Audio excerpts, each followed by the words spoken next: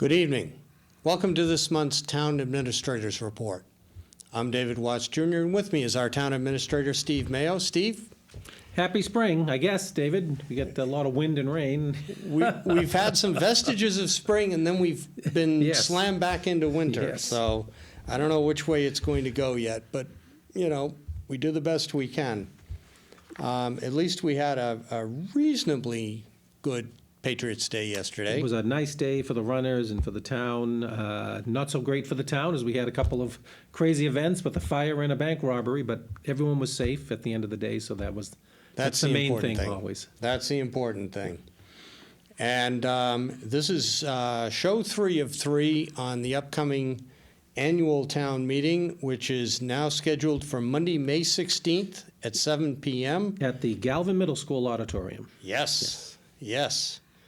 And if there are continuing sessions, the first one would be the following Monday, not Thursday Correct. this time. Correct. Because of a previously scheduled event. Yeah. But we now have the articles for town meeting are now set. Yep. And, it's short this year, only Right. 18. Usually we're in the mid to high 20s. Yeah, usually around 21, 22, I think, is an average. Yeah. But I think that when they say the warrant is set, so maybe for some of our newer viewers, is that when a town has a town meeting, there's a period of time where the town council or select board opens the town meeting and says, hey, we're going to have a town meeting on such and such a date. Anybody who wants to present an article can, if they get the required number of signatures. And you have so many days to present that and get that in for town meeting. And so that's, right now, we say it's all set because the warrant's closed. And one thing is you have to have an article that is actionable by town meeting. So, if you have something you'd like to do, please get it in so town council can look at it to see if it's an actionable event at town meeting. Town council, town attorney, not to confuse it, he is not going to write it for you. He's not going to, state, figure out what your intent is. Right. But it has to be stated clearly in here. So, it's maybe it's an archaic way of doing things, but it's charming and it's what we are. It's a town deal. So I think a lot of good things have come up through the citizenry as well. So Absolutely. And so, of course, top of the list is the town budget for Yes. the fiscal 2023, which begins June 1st Right. of this year. July 1st. July 1st, July 1st, rather. yes. Yes. And, this is how, the town will vote on how they're going to spend their tax dollars, basically, as well as money coming in from the state and, local receipts and what have you. So, this year, our budget is all in, just the budget portion is a little over $114 million. I can remember we used to be below $1 million, 100 million years ago. So It wasn't too many years ago. We were voting for $55 million. I think a long time for year. that. Maybe 25 years ago we were doing that. But it's and each budget, each department has been vetted through the town council first looking at it, school committee looking at it, finance committee looking at it, and so the finance committee actually Thursday night will recommend all of the articles as presented, all of the budget items as presented to town meeting. So it goes through a big vetting process, and then the townspeople vote. And that's where the rubber really meets the road. And that's usually That's the what we lengthiest, look forward to. The lengthiest article. That has a fair amount of presentation and discussion. Well, yeah, because again, for new residents, we go through department by department. We Correct. just don't take the budget as one vote, and so We break it down into different sections. Yeah, Yep. exactly. and talk about each one in Right. detail. And then the other one that always attracts a lot of attention is Article 2, which is the capital outlay. Yes. And Article 3 is the capital projects, debt service fund. Right. So Article 2, which is the capital outlay, think of that as our new capital items this year. And it's going to be $2.1 million from the tax levy, so it's not a new school or a new, Right. a new DPW garage or something like that, or a new police station. But these are things like, replacing some of the police cruisers, replacing some of the DPW equipment. I think one of the items is a John Deere loader that I think we're replacing an item that's the same machine that's been there since 1992. So it's we got 30 years. We did pretty good on that John Deere loader. So Can't ask it's for items better. like that and building repairs. Maybe a refurbished floor at the Woodville School is one of them. Right. The gym there. It's items like that aren't necessarily whole new buildings. So it's that is an area that we have beefed up over the years. And I remember not too many years ago, it was in the $250,000 to $300,000 range. We really have to spend money here so the dollars don't get really big later on. Right. Think of it even in your own home. You want to do some repairs and upgrades before you get really hit, to keep that really big hit from coming. In keeping with our philosophy the last few years, to at least a playground every year. This year we're recommending the Walton School for a new playground. And with that becomes, a lot of the accessibility issues. So there's, ground cover that makes it more accessible for everybody. And, it's actually a pretty, really great presentation, in my opinion. Article 4 is the gas and light department. Right. So this is a budget where, we don't actually tax the gas and light department. They make us a payment in lieu of taxes. So it's called a pilot program. You hear that term out there.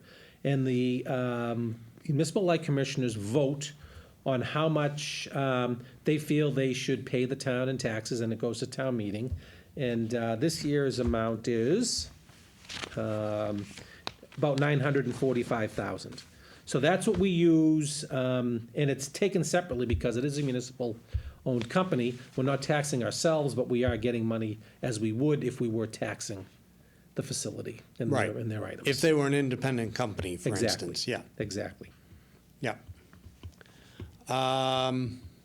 Excess and deficiency account. That one always Right. raises questions from new residents especially. Exactly. So some people call that free cash or excess and deficiency. So most of what we're going to vote on at the town meeting on the 16th are expenditures for next fiscal year. We talked about that. It starts July 1st, 2022, ends June 30th, 2023, hence fiscal year 2023. It's always the last half of the year when you talk about it. So Article 5 talks about budgets in this year, kind of from July 1st, 2021 to June 30th, 2022, or this fiscal year, that we have some areas that we know we're going to overspend in. Article 5 is that cleanup article. Okay, we could also go to the reserve fund to get a reserve fund transfer later on, but reserve fund really should be more for emergencies. We know this is going to happen. Right. And in this case, there is money here for the fire department for overtime to make sure we have enough manning due to some COVID-related issues. We're still in the throes of COVID. Firefighters went out. That didn't mean we stopped having fire service. Right. We still had that. So there's money there. There's also money for expert witnesses that we had to call in the Walton School area of construction because of a suit with the builder. So we had to bring in some of that. So that amount is going to be, and we were able to whittle that down, which is nice. So that amount is $202,500. And we say excess deficiency or free cash because that's kind of coming out of our savings because we're paying it this year, Right. not out of next year's tax levy budget, which starts July 1. Well, and that's also one of the things that's perennially discussed at town meeting is putting money back into those Right. accounts as part of the budget Right. process. Right. Part of our philosophy over the last 10, 15 years has been that we want to make sure that we maintain 10% of our budget, yearly budget, in reserves. So think about that as, $10 million or so. Let's think of it that way. So, we have so much in what's called free cash. We have so much in what's called stabilization. And I think of free cash as your checking or money market account. So you can freely get money out of that, anytime you want. Stabilization is more like a CD that you're putting that away for the while. So you have to do an extra step Right. to remove that money, which means you need an extra percentage vote at town meeting. So it's kind of an interesting dynamic. So we're right around 10% right now, which is very healthy, very good. The bond rating agencies like it, hence our AAA bond rating. So, those are the two accounts that we look at. And this is a process that hasn't been around that long because for a lot of years, it isn't that we neglected it, but we just didn't. This wasn't part of our thinking year to Right. year in annual Right. town meeting for a lot Right. of years. Right. I mean, I think that, I think that many cities and towns, at the time, it was kind of a year-to-year thing. There wasn't this thought that we needed to make sure we have money set aside for a lot of issues. And, that's changed. That's changed. It's changed how we're reviewed by the Department of Revenue from the state. It changes how we're viewed by the bond rating agencies, basically in New York City, as you go out and borrow money. So, part of that is how much do we have in reserve? How much do we have set aside specifically for obligations that are coming forward in the future? Be that pension obligations for our retirees or health insurance payments, health insurance premiums for our retirees as well, and for future employees. So those things are these post-employment benefits. It's a big hot button now with all the rating agencies. And, we've taken some steps working with the town council, then Board of Selectmen, now town council, and with the finance committee to make sure that we're on a very good schedule to make sure these items are fully funded for the future. Remember, I penned an article or a memo to our employees years ago that, there was a story about Central Falls, Rhode Island, that, had a devastating financial loss. Maybe their largest, employer left. They weren't collecting taxes, and they actually went back to all of their, pensioners and said, "Hey, we're going to cut your pension, by 50, 60%. People that had paid into this and were relying on that. Rhode Island did not have at the time the requirements that Massachusetts had to make sure you were providing on a schedule. Right. But I sent that out. We are not Central Falls. We are actually going forward and doing these things. So it's a very important dynamic. Article 6 is another one that always brings up a Right. little bit of discussion, and Right. that's the indemnification of police officers and firefighters. We touched on that a minute ago. Yeah, exactly. It's kind of the same sort of analysis. So police and firefighters, they are in, higher risk employment areas. Okay? Right, right. And what happens is if you were to get injured in your line of work during your performing your duties, then chances are you would either go into your regular health insurance, all right, to cover that. You fell down at work and you broke your arm or something like that. Now your health insurance would go back to the company and say, "Hey, we're not covering it. This is a workers' comp issue." All right, so. Steve Maio falls down the stairs at work, breaks his knee.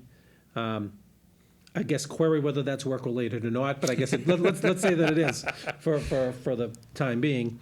Health insurance wouldn't cover it, but probably workers' comp would. Okay?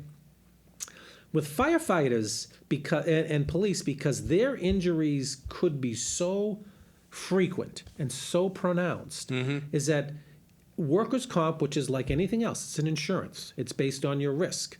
The premiums would be so high that it would be prohibitive to go that way.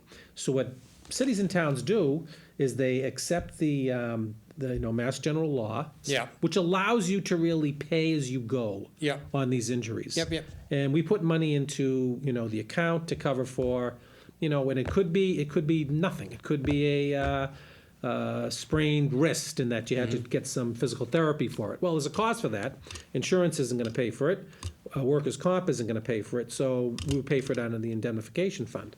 Also in here is expenses that could be tragic from a worse injury. And then there is a presumption that if you were to get a heart and lung issue, cancer, or something like that, as a firefighter or a police officer, that has been deemed by case law as a work-related injury. So unfortunately, in this article here, there are some expenses in a tragic situation in the fire department. So this is a lot more than it usually is. It's usually 10 or 20 grand a year.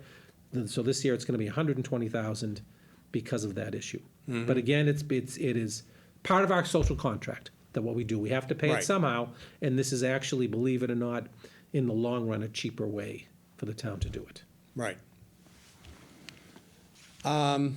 We're going to run out of time before we run out of articles, so let's change tack a little bit. And what are some of the other remaining articles that voters really need to be aware of coming into town meeting this year? Well, Article 10, which is the Harts Hill Water Tower, and if you're familiar with that area, that's going to be quite a project when it is done. It's a $5 million project, and that is there, that water tower is there to make sure, A, we have water, but it does balance out the flow, that the water does flow nicely through the town of Wakefield, the pressures on it. That water tower, I think, is 100-plus years old, so we got our money's worth out of it again, and that needs to be replaced. And that'll be handled out of the water receipts, so it's not a taxable issue, it's part of the water, and what we're doing is we're getting rid of some other debt, because we'll be borrowing for this, and this debt will go in, and so the ratepayer should see a very, not much of a change at all. Be all indicative in there. One of those infrastructure things that we need to do, and we should do. And this project will take how long? From design to finish the construction, a couple of years probably. And you say it helps to regulate the water pressure. How, Harts Hill is Pretty high. Pretty high. That's why it's there. Yeah, That's why. absolutely. But the question is, will this cause other issues while this, because No. presumably it'll come Yeah. down, Yeah. the next one will go No, up. they have, that's why we're engineering it so carefully, so no, there should Yeah. be no issue at all. You wouldn't even know unless, you're in the area, of course, you'll be inconvenienced Yeah. with the construction, but Yeah. for others, no. I know there is an article here that's coming up with the railroad crossings again. Right, yes, we- Article 11, so the town may recall, I think we all recall, that we did, for a portion of time, lose our quiet zone status. We have regained that, but as we explained at the time, we are really just under the threshold for our safety requirements of our railroad crossings. And the best way, the real best way to make sure that we achieve the highest level of a railroad crossing in our mind, so the safest level, is to have the quad gates. So everything comes down, because believe it or not, throughout the country, people think they can beat the train, and they go around this and around that, and that's where injuries or worse occurs, and that's when your crossing is deemed less safe, and all these things happen. And we do not want to go back there again. So we worked, and it's amazingly how expensive it is to have quad gates done. And I don't quite understand why it's so expensive, but it is. So we worked very closely with Representative Moulton's office, and we were able to receive an earmark from the federal government of about $1.2 million to cover most of that area, okay? We will have to add some to that, okay? So, I mean, a new railroad crossing improvements could cost as much as $2 million, okay? 1.2 million off it, so we've got 800,000. We will look for the authority to borrow the entire $2 million in case something happens with the federal government, and I never count that money until we get it in our hot Right. little hand, to make sure that we have railroad crossing improvements. So, you know, when the FRA, Federal Railroad Association, comes in the next, few years to review us again, hey, we've taken the steps necessary, so we're not going to be hit with this issue. And again, as we learned, that issue is from Reading to Melrose. It's not just that crossing. You lose your quiet zone, you lose it for the entire length of the Right. corridor. But it figures primarily on Greenwood Street, Broadway, Right, Albion Street, Chestnut Street, Forest. Prospect. yeah. Every crossing, every Yeah, crossing. the only across. exception being in Greenwood, where we have a gatekeeper still to this day. Well, they'll still blow the horns when they come through if you lose your quiet zone there. Right. But actually, the gatekeeper is actually the highest ranked level you can have. Oh, Which really? I found very interesting from the Yeah. FRA, and I didn't really say too much about it, but that's what I was told. So hopefully, that's going to settle that issue for generations to come. But will there still be quad gates at that crossing, even with the gate?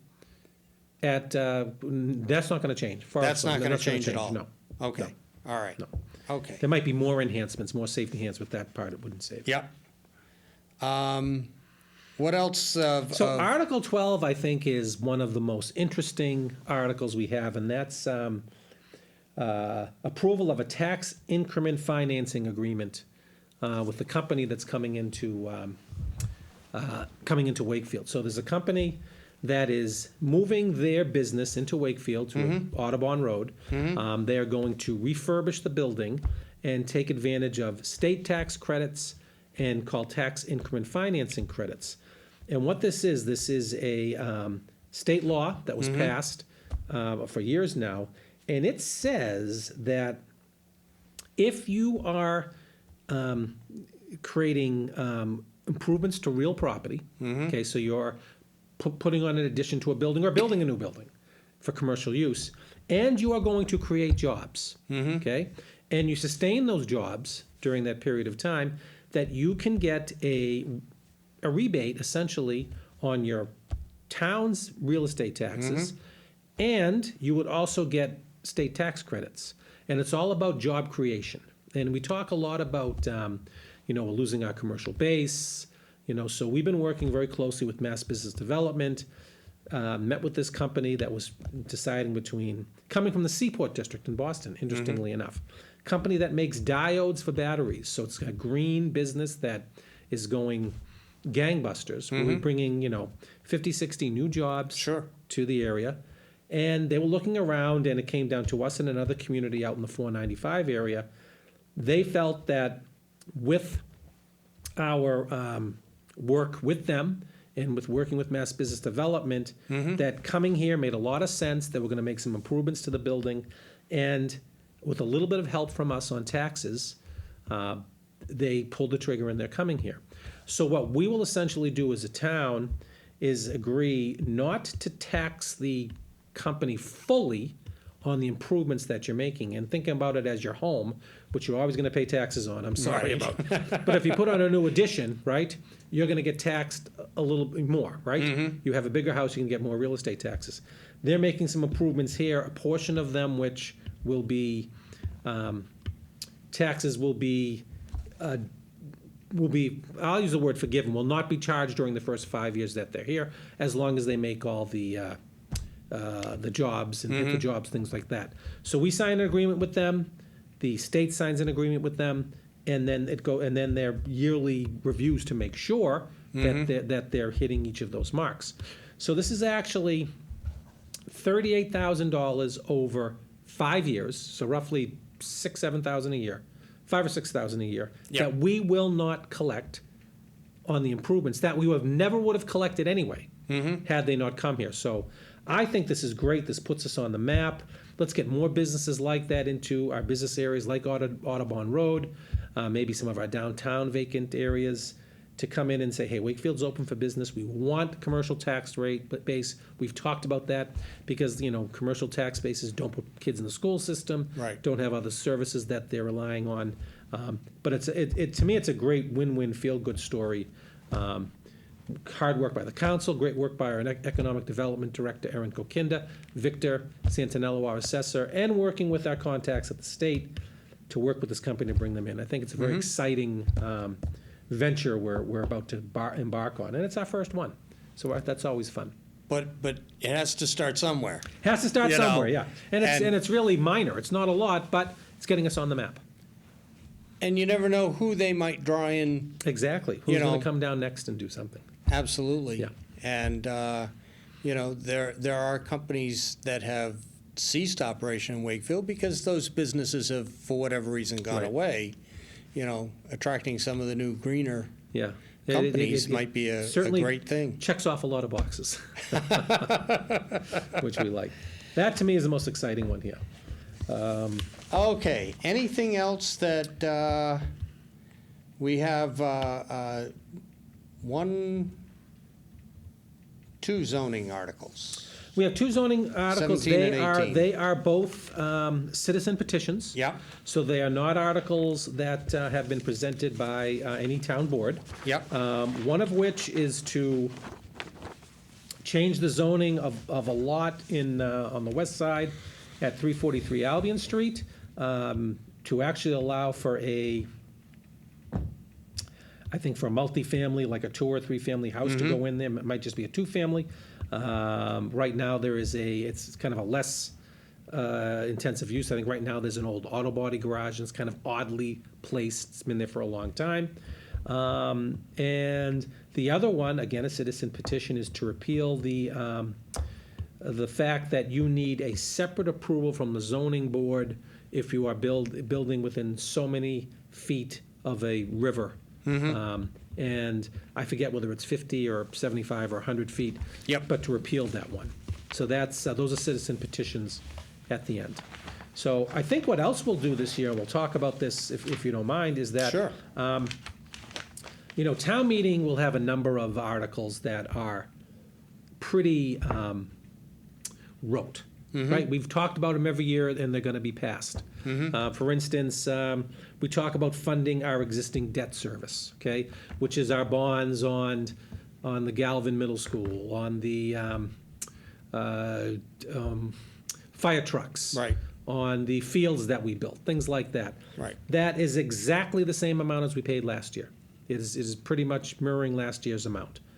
So that's one, is that, when I go through my books, and I have a book like this for every town meeting for the last 15 years, no questions, passed unanimously. So that's one. Probably the excess and deficiency account ones go pretty without questions. Eminent domain, which is $1 to take little corners and things like that. And maybe there's another one or two. So what we will again present is something called the consent agenda, okay, which says, and there'll be an explanation, a brief. We certainly aren't going to do the whole budget because Right. there's questions on that. But we may say there's a handful of articles that don't necessarily need a lot of explanation based on our past history. And so if everyone agrees with us, we can do them in one vote. Okay, and it might be 3 or 4 or 5 articles. And this is newish for Wakefield, Right. but it's done in other communities and has been done for a long time. The way that we handle it with the town moderator is that if any one person wants to discuss an article that's listed, it's pulled off the consent agenda. Right, so if, let's say we're going to put in, the tax increment finance agreement, which we will not, because Right. that's something that needs some Right. explanation. Let's say one person wanted to discuss it, then that would just come off that agenda. So it really is a way to streamline some of the easier articles that have less discussion on them, hasten through and spend more time on the important articles, because we know everybody's time is precious, and there's between your own activities, your children's activities, maybe work activities, caring for other family members. Town meeting is you have to show up, right? So if we can make it a little bit quicker, a little bit easier, then that's part of part of the deal. So something that came out of COVID in the beginning is probably an enhancement. Absolutely. And I think it has been greeted positively, I think so too. at past meetings. So just to remind people, next Tuesday, April 26th, is annual town meeting. No, election. Annual town election? Yes. I'm reading two different lines here at the same time. Bad. Polling is in the gym at the Galvin Middle School. Polling is, yes, at the Galvin Middle School gym, yes. Yep. 7 a.m. to 8 p.m. Yes. And we have a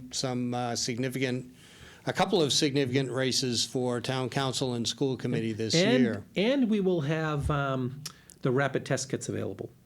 Oh, For those citizens that run out, I mean, I think that they're kind of easy to get now, but we do have some that are available, so we will have some for you to take with you. excellent. Another reason to come and Another vote. reason to come, yes. And then Monday, May 16th will be the first session of annual town meeting Yes. at the Veterans Memorial Auditorium at Galvin Middle School. Right, correct. 7 And p.m. 7 The p.m. gavel goes down, as the moderator says. And if we need it, the continuing session will be the following Monday, the 23rd. Correct. And again, if needed, that following Thursday, the I 26th. believe that's the lineup, but Excellent. So join us at town meeting. Get out and vote next Tuesday on the different races that are running. And, hopefully we'll see you at town meeting. Thank you for joining us. thank you. See you next month. Thank you.